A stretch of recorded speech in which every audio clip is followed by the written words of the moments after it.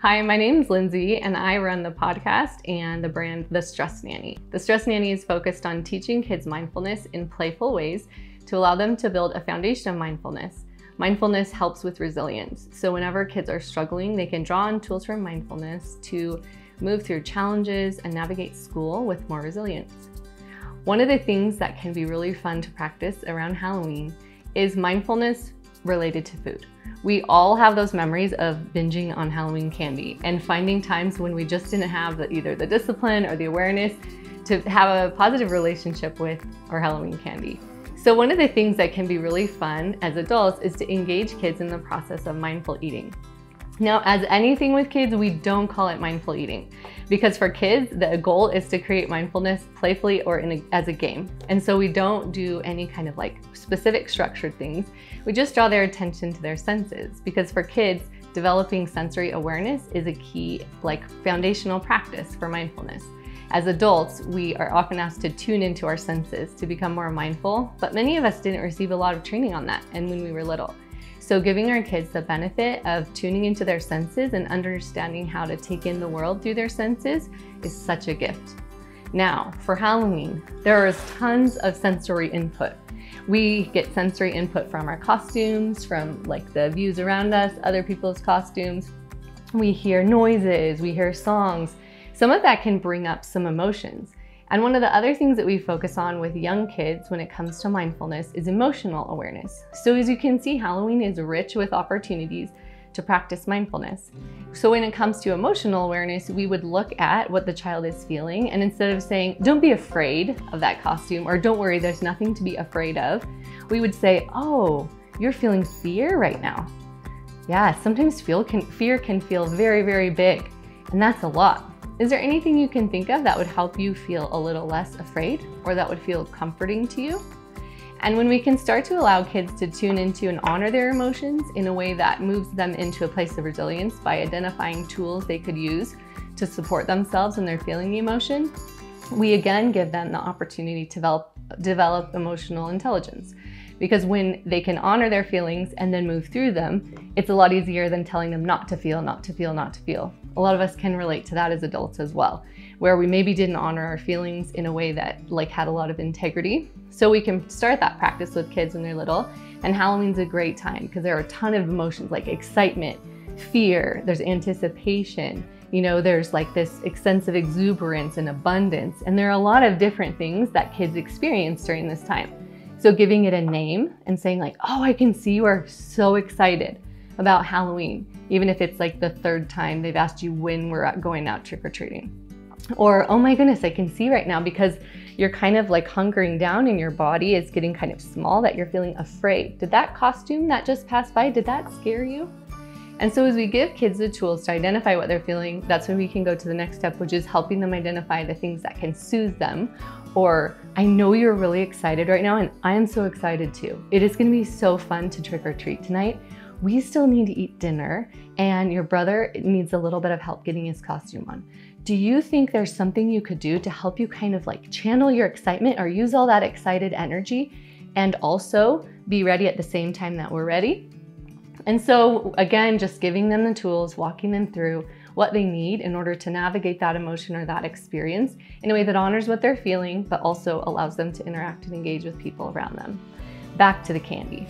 After kids get home, we've all had that moment, right, where we're sorting the candy and we're so excited and we have our piles of the things we like, the things we're willing to trade, and the things we just want to give away because we don't even like them.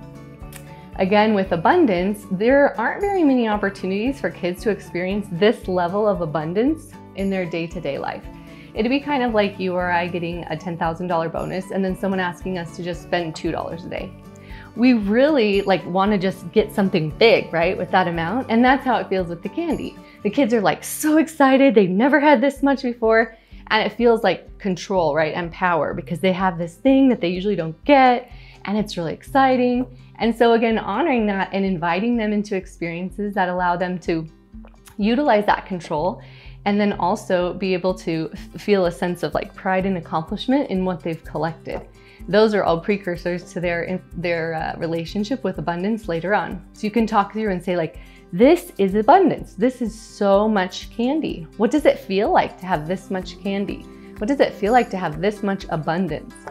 And again, with Thanksgiving coming up, there's, like it's a lead in to those kinds of conversations. But a lot of times kids don't know abundance until they have moments like that, where there's just an influx, birthday parties, Halloween, it's just a massive amount of stuff.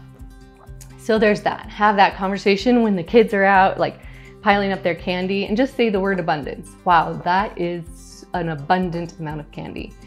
And then as they're going through and you have the opportunity to connect with them about their favorites or what they like or don't like or how they want to trade, you can offer to play a game with them. This is a game that's super fun for sensory development and for helping kids to just tune into like a more mindful way of engaging with their candy.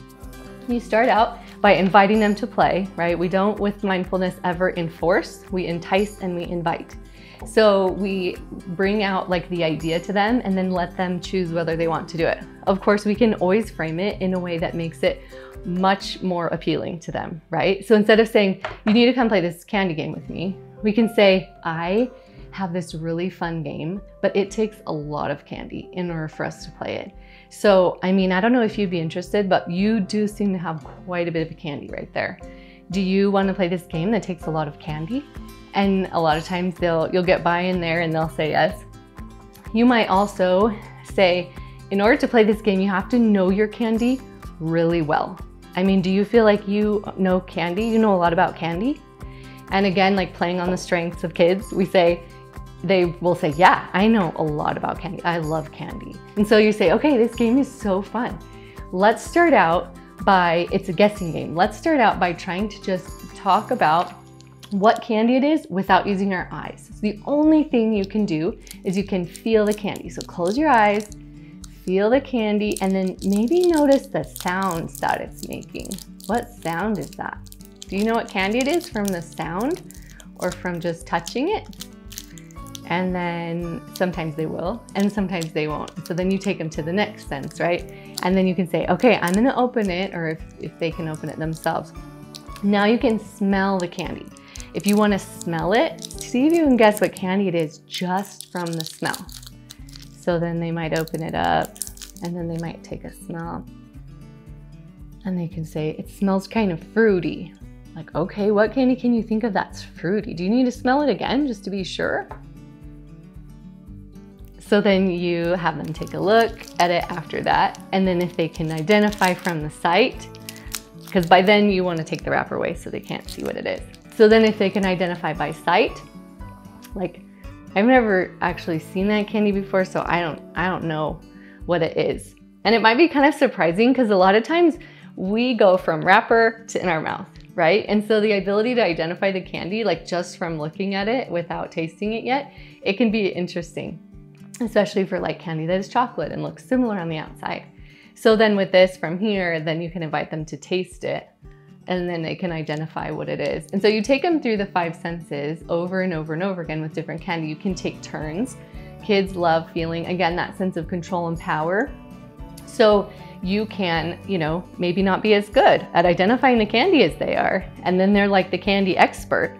And then maybe they'll want to play the game with a sibling when the sibling comes home, or maybe they'll want to like offer to play with dad later on, or, in whatever setting they have the opportunity to bring the game up, you're in a position to like continue to like encourage this practice of mindful eating.